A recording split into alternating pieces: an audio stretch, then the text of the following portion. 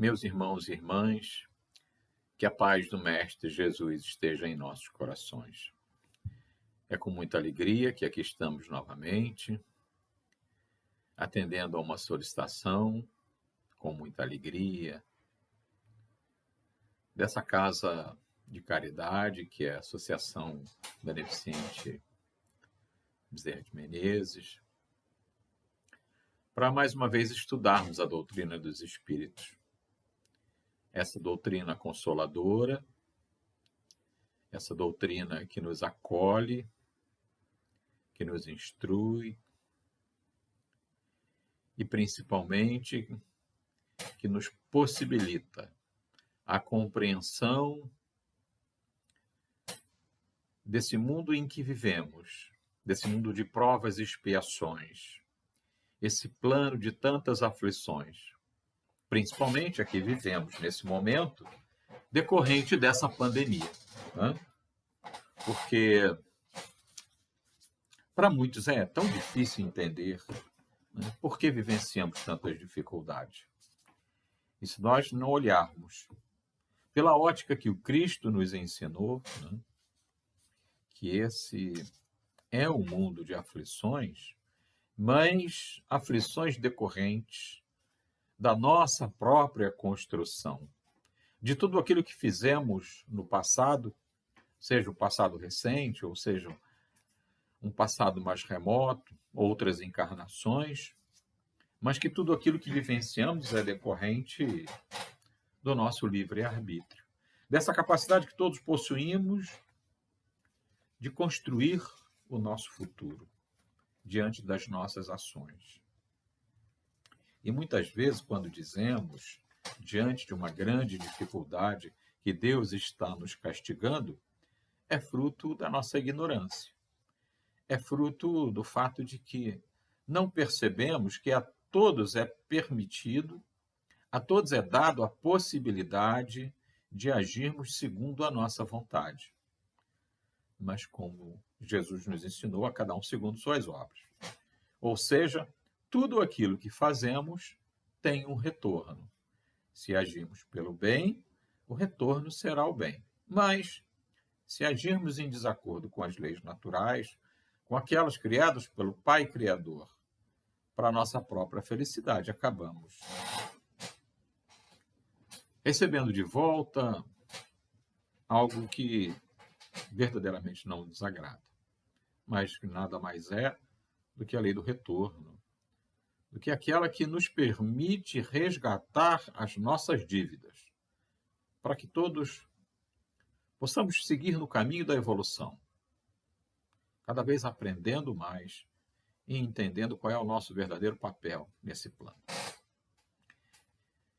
E esse momento pelo qual passamos, essa pandemia que nos assola a todos, é um momento particularmente complicado, mas que precisamos entender que é nos momentos de grandes aflições, nos momentos de grandes dificuldades, nos momentos em que somos verdadeiramente colocados à prova, são esses momentos que nós nos revelamos. E nos revelamos no sentido de colocar em prática soluções que vêm de dentro. Soluções que vêm da nossa capacidade de refletir, de raciocinar, de ponderar qual é o melhor caminho. Quais são as soluções que devemos colocar em prática para que possamos superar. E essa é a palavra que realmente nos destaca de todos os animais que vivem nesse planeta. Nós somos capazes de superar através do trabalho e da reflexão.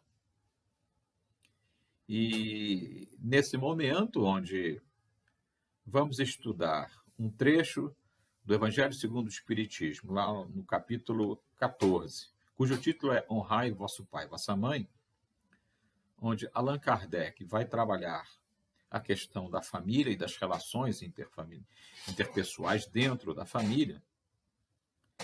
E nós vamos nos deter especificamente no trecho que fala, no trecho que é a instrução dos espíritos, a questão que é uma passagem na vida do Cristo, né? quem é minha mãe e quem são meus irmãos, né? Mas antes, vamos fazer a leitura de uma página e a nossa prece inicial. E eu escolhi aqui um trecho que fala exatamente sobre a questão dos pais, e que diz assim: E vós, pais, não provoqueis a ira a vossos filhos, mas criai-os na doutrina e admoestação do Senhor. Paulo está lá em Efésios, capítulo 6, versículo 4. Assumir compromissos na paternidade e na maternidade constitui engrandecimento do espírito, sempre que o homem e a mulher lhes compreendam o caráter divino. Infelizmente, o planeta ainda apresenta enormes porcentagens de criaturas mal avisadas relativamente a esses sublimes atributos. Grande número de homens e mulheres procura prazeres envenenados nesse particular. Os que se localizam, contudo, na perseguição à fantasia ruinosa vivem ainda longe das verdadeiras noções de humanidade e devem ser colocados à margem de qualquer apreciação. Urge reconhecer, aliás, que o Evangelho não fala aos embriões da espiritualidade, mas às inteligências e corações que já se mostram suscetíveis de receber-lhe o concurso. Os pais do mundo, admitidos às Assembleias de Jesus, precisam compreender a complexidade e grandeza do trabalho que lhes assiste. É natural que se interessem pelo mundo, pelos acontecimentos vulgares. Todavia, é imprescindível não perder de vista que o lar é o mundo essencial, onde se deve atender aos desígnios divinos, no tocante aos serviços mais importantes que lhes foram conferidos. Os filhos não são as obras preciosas, os filhos são as obras preciosas que o Senhor lhes confia às mãos, solicitando-lhes cooperação amorosa e eficiente. Receber encargos desse teor é alcançar nobres títulos de confiança. Por isso, criar os filhinhos é aperfeiçoá-los. Não é um serviço dos mais fáceis. A maioria dos pais humanos vive desviada através de vários modos, seja nos excessos de ternura ou na demasia das exigências.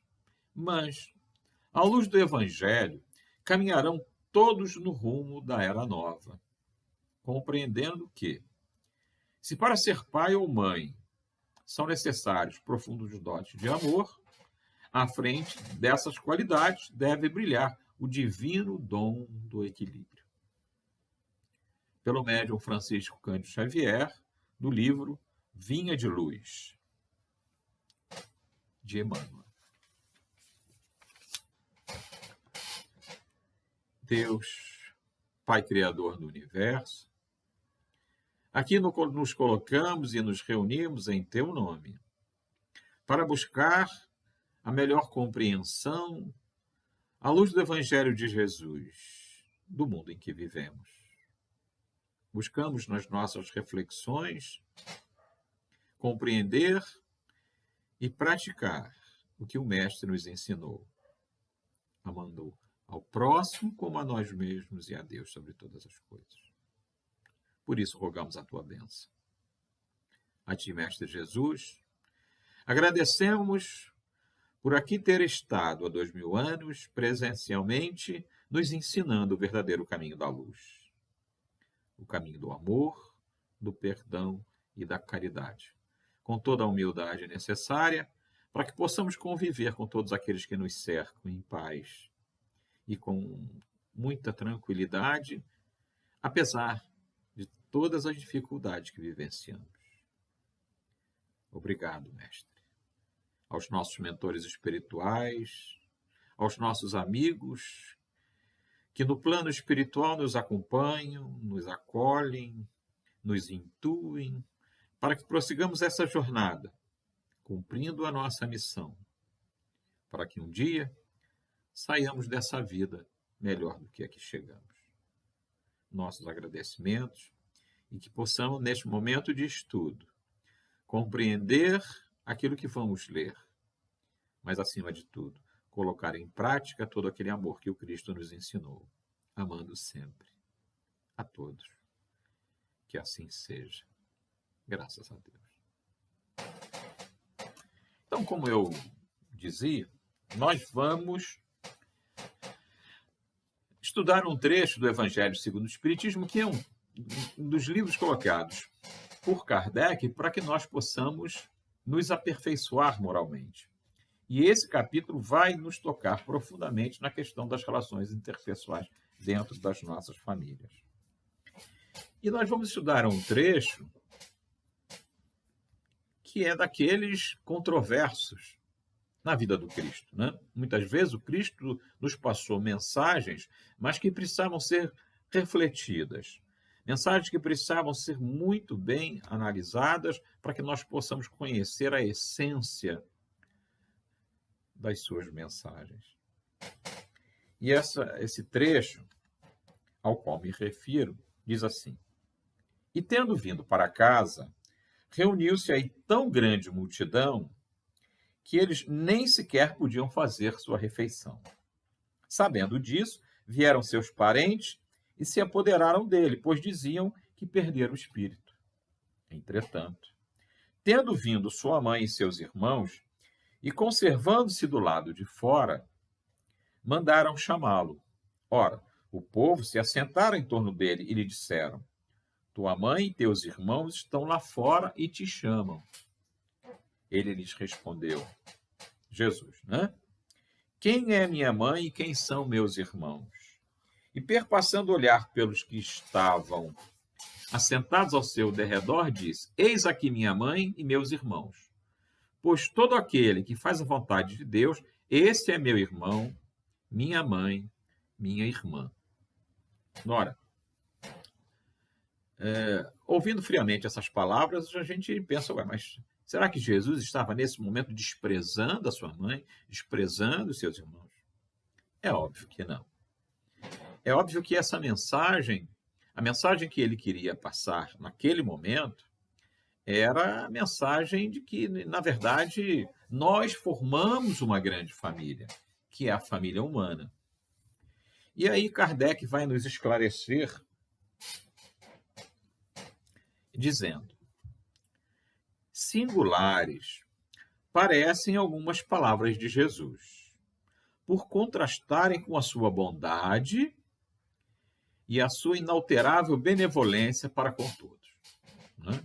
Então, ele já coloca o fato de que essas palavras de Jesus soam assim de forma estranha. Os incrédulos não deixariam de tirar daí uma arma pretendendo que ele se contradizia. Obviamente, aqueles que se opunham a ele queriam se aproveitar dessas palavras, né? Certamente para dizer, mas Jesus está se contradizendo, ele que prega o amor, ele que prega a união, está desprezando a sua família. Fato, porém, irrecusável, é que a sua doutrina tem por base principal, por pedra angular, a lei do amor e da caridade. Então, todas as mensagens que o Cristo passou, através das suas parábolas e de todas as suas pregações, tinham sempre por base o amor e a caridade. Ora, não é possível que ele destruísse de um lado o que do outro estabelecia, não é? Por isso a questão da contradição. Donde esta consequência rigorosa? Se certas proposições suas se acham em contradição com aquele princípio básico, é que as palavras que se lhe atribuíam foram ou mal reproduzidas, ou mal compreendidas, ou não são suas. Então, se as palavras atribuídas ao Cristo contradizem, né, todo o amor, toda a bondade, toda a caridade que ele se empregou, ou não foram bem entendidas, ou não foram bem traduzidas, né, bem reproduzidas, né, bem interpretadas, ou não são dele. Causa a admiração e com fundamento que neste passo mostrasse Jesus tanta indiferença para com seus parentes e, de certo modo, renegasse sua mãe. Não é? Porque, ao pé da letra, é o que nos parece. Então, vamos refletir bem. Pelo que concerne seus irmãos, sabe-se que não o estimavam. Espíritos pouco adiantados não lhe compreendiam a missão. Tinham por excêntrico seu proceder e seus ensinamentos não os tocavam. Tanto que nenhum deles seguiu como discípulo.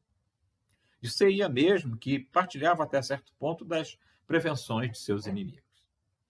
O que é fato, em suma, é que acolhiam mais como um estranho do que como um irmão, quando aparecia a família. João diz positivamente, capítulo 7, versículo 5, que eles não lhe davam crédito. Quanto à sua mãe, ninguém ousaria contestar a ternura que lhe dedicava. Deve-se, entretanto, convir igualmente em que também ela não fazia ideia muito exata da missão do seu filho. Pois não se vê que lhe tenha seguido os ensinos, nem dado testemunha dele, como fez João Batista. O que nela predominava era a solicitude maternal. Supor que ele haja renegado sua mãe fora desconhecer-lhe o caráter. Semelhante ideia não poderia encontrar guarida naquele que disse: honrai vosso pai e vossa mãe. Necessário, pois, se faz procurar outro sentido para as suas palavras, quase sempre envoltas no véu de forma alegórica. É fato que não foram poucos os momentos que o próprio Cristo, falando por parábolas, nos dava exemplos, mas que exigia uma reflexão, para que a sua mensagem fosse perfeitamente compreendida. Ele, nenhuma ocasião, desprezava de dar um ensino. Aproveitou, portanto, aquele se lhe deparou com a chegada da família, para precisar a diferença que existe entre a parentela corporal e a parentela espiritual. Então é preciso que nós tenhamos a perfeita compreensão de que, quando nós encarnamos e viemos cercados pelos nossos pais, por irmãos e por toda uma parentela corporal, não são necessariamente esses que compõem efetivamente a nossa família espiritual. Muitas vezes, esses que nos cercam tratam-se de nossos algozes ou nossas vítimas em outras encarnações para a qual retornamos em família buscando a reconciliação, buscando resgatar aquilo que fizemos no passado. Sejamos nós vítimas desses com os quais convivemos ou seus algozes. Então, quem de nós não tem dentro da família pessoas com as quais nós nos harmonizamos de forma muito justa, com muito amor, com muito carinho, mas sempre temos aqueles que nós temos uma certa antipatia, algo que nos incomoda, muitas vezes até com relação a filhos. Então, é preciso que a gente entenda que irmãos somos todos, porque somos todos filhos do mesmo pai. E quando aqui estamos com uma missão. Às vezes a palavra missão parece assim um pouco forte, Puxa, mas eu tenho uma missão. Sim, todos nós temos. Ser um bom filho, ser um bom pai, ser um bom marido, não é uma grande missão? Às vezes lidar com uma esposa, com um marido mais difícil, com um filho com dificuldade, às vezes até portador de necessidades especiais, para o qual nós vamos nos dedicar durante uma vida. Quantos exemplos nós temos, E aí fica muito fácil de entender as palavras de Jesus à medida que ele nos faz perceber nesse momento que ele se colocava a todos como grandes irmãos.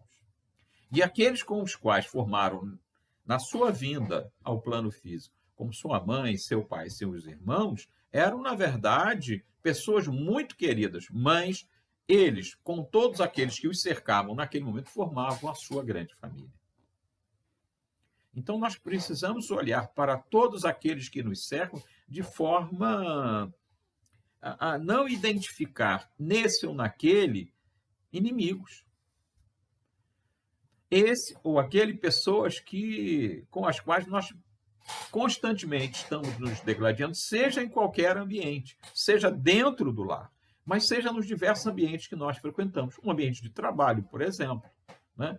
Um trânsito, que é um ambiente tão fértil para tantas desavenças, né? E onde nós temos, né, identificado aí tantas atrocidades praticadas.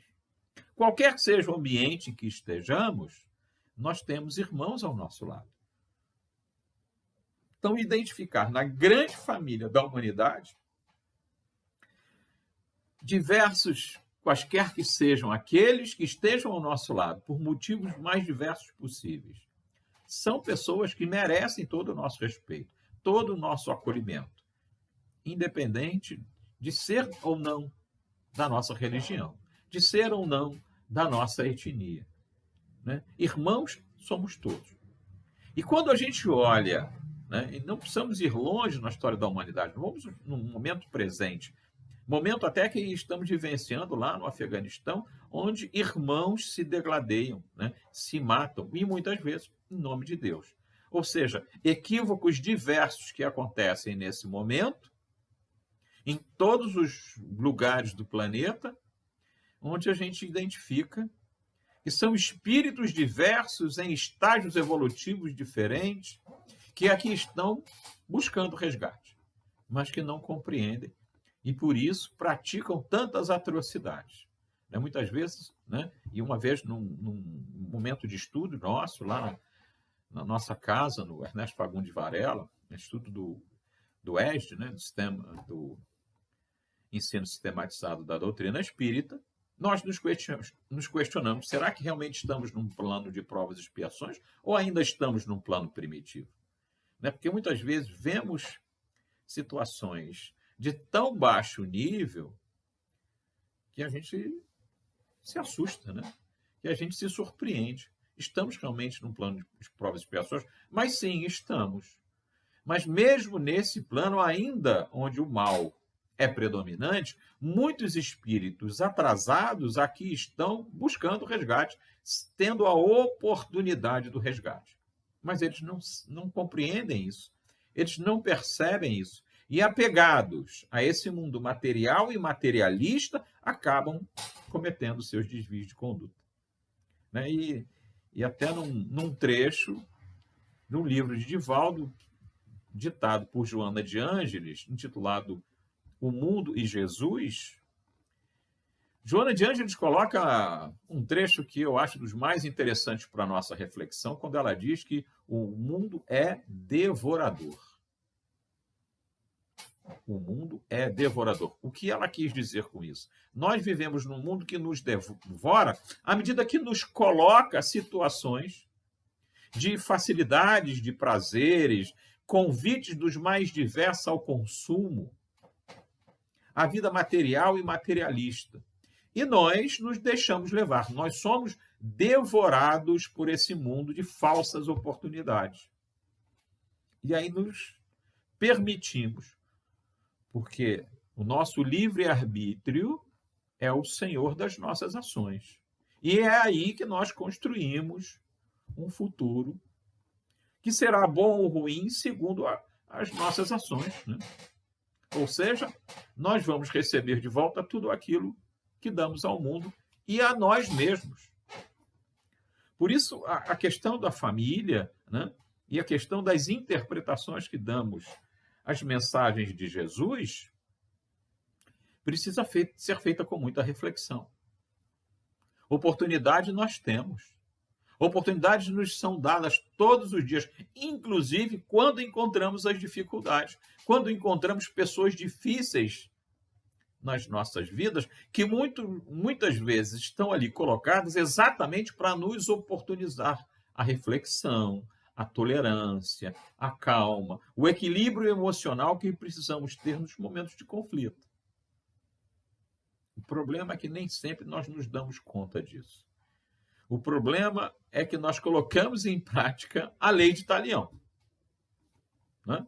Ninguém consegue receber uma agressão e devolver uma palavra de conforto, né? E é um caso que eu gosto muito de citar, de um presidente de uma casa espírita em Uberaba, que era adepto da campanha do quilo, e uma vez saindo às casas para pedir ajuda, ele bate numa casa, é atendido por uma senhora, e quando ele vai se dirigir a ela para solicitar ajuda para os necessitados, ela que já o reconhecia, vira-se para ele, diz o senhor aqui novamente, e cospe no rosto dele. Cospe no rosto dele. Ele aí então tira do bolso um lenço, limpa o seu rosto e diz para ela: para mim a senhora teve isso. Para os pobres a senhora teria alguma coisa? São essas palavras que, ditas de volta, apesar de ter recebido uma agressão, levam qualquer pessoa a uma reflexão. Por minimamente que seja uma pessoa mais calma, mais tranquila, vai perceber que aquilo que ela está recebendo de volta não foi aquilo que ela entregou. E faz com que a pessoa dê um passo atrás, né?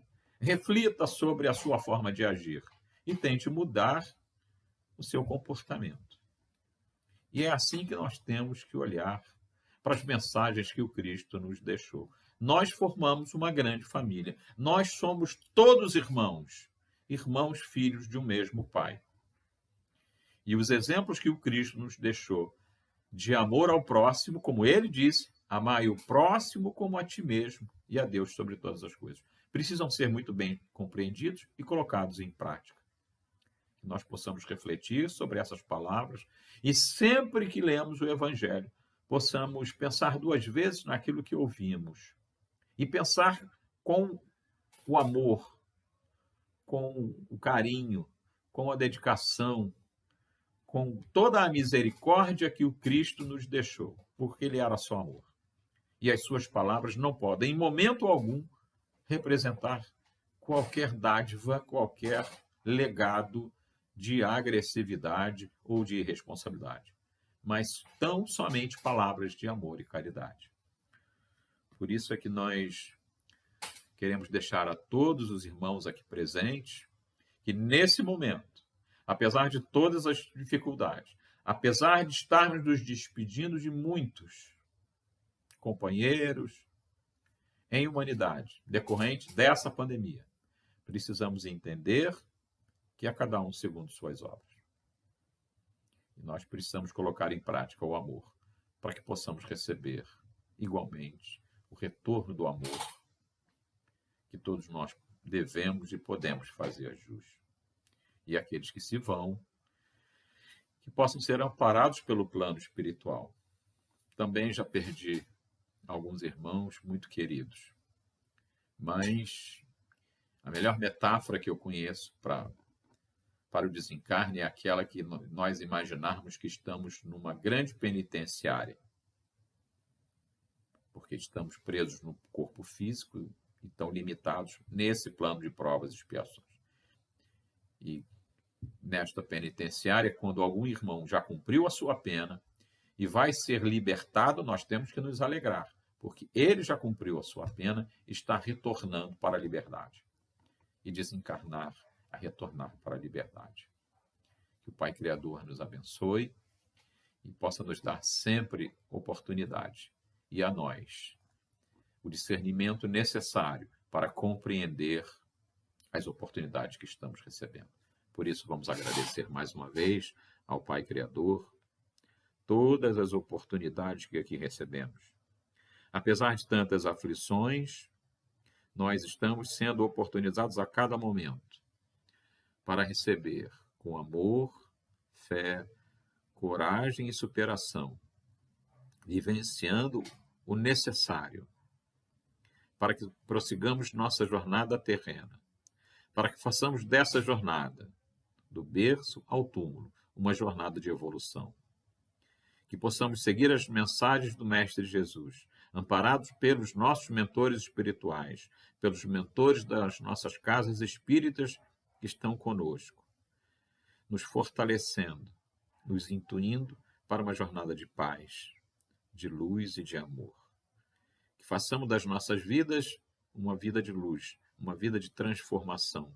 Acima de tudo, olhando para dentro de cada um de nós, percebendo que somos espíritos ainda muito equivocados, mas desejando aproveitar essa estadia nesse plano físico, para que saiamos daqui melhor do que aqui chegamos. E assim, rogando ao Pai Criador as suas bênçãos, damos graças a Deus. Meus irmãos, que a paz do Mestre Jesus esteja em todos os corações, que possamos continuar juntos e sempre voltando às nossas ações, os nossos pensamentos, as nossas reflexões para a prática do bem, do amor e da caridade. Muita paz a todos.